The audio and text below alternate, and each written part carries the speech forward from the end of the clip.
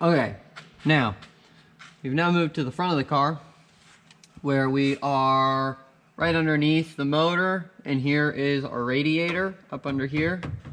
And this is our radiator hose. So this holds all of our coolant. We are going to be changing coolant right now. So I have my pair of smaller channel locks. I'm going to come to this side so you can kind of see. And I'm going to remove this first hose clamp. I'm going to move it up out of the way. I will say, you need to put cardboard down because this can get very messy very quick. So what we're going to do, we're going to slowly kind of wiggle it back and forth.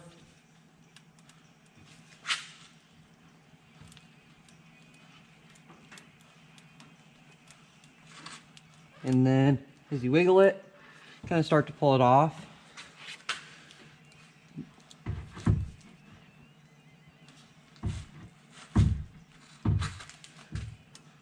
Alright, now it's starting to sort of leak out.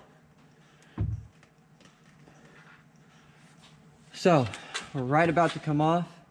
So I'm going to hold it this towards you as far as I can so that it catches everything that comes out of the solid pipe. And I'm going to take the soft one and turn it down. So, now, I'm going to slowly pull.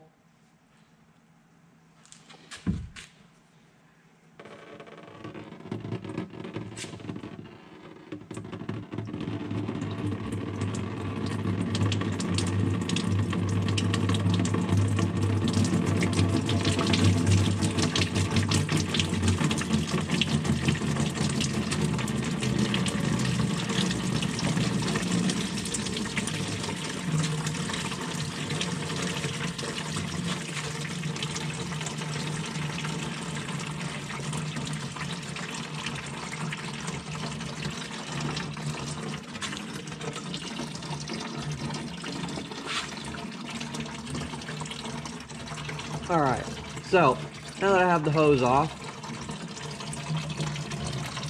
I'm going to carefully lower this down to the ground. Actually, I'm going to hold it up here.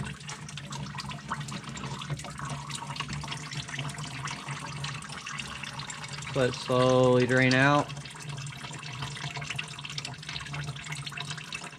So, now that you have the main part relatively drained, we're going to stick that back on a little ways. And this part is going to be fun for you because you're going to be nice and close to the ground. And I'm going to slowly lower the lift so that this fitting is closer to the ground.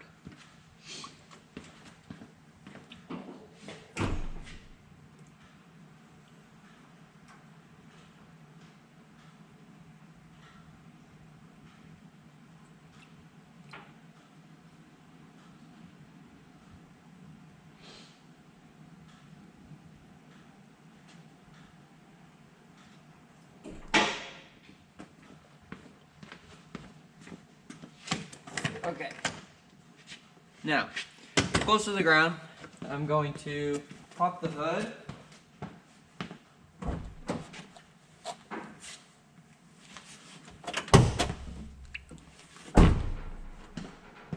And I'm going to loosen our radiator cap, so that basically loses our vacuum that we had in there, and that's why it started to slowly trickle. So I wanted to see how much is in the other side and get all that out so that we don't have fluid coming from both angles super fast all at once. So I'm going to go up here and take this off.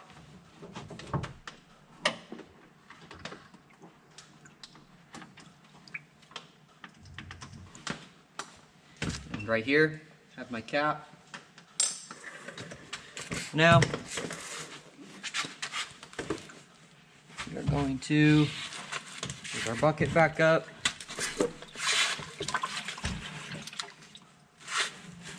And then we're going to slowly wiggle it back off.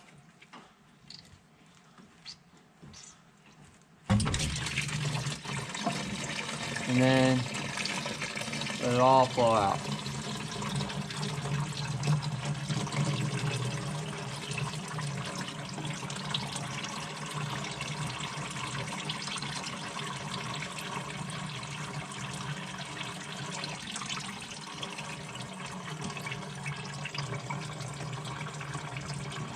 So, and the purpose for draining your coolant is to replace it, because as time goes on, many people tend to put water in their coolant because you don't have to pay for it, and you don't necessarily need your coolant to be, 50-50 being water, 50% being coolant.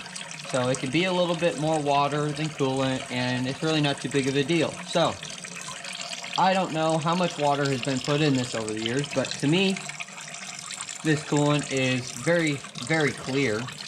So I'm assuming that the makeup is mostly water, which can cause the car to overheat, or other very, very big issues can happen in the motor, where you end up basically breaking things in there that get very, very costly. So we're going to replace it in an effort to hopefully prevent that.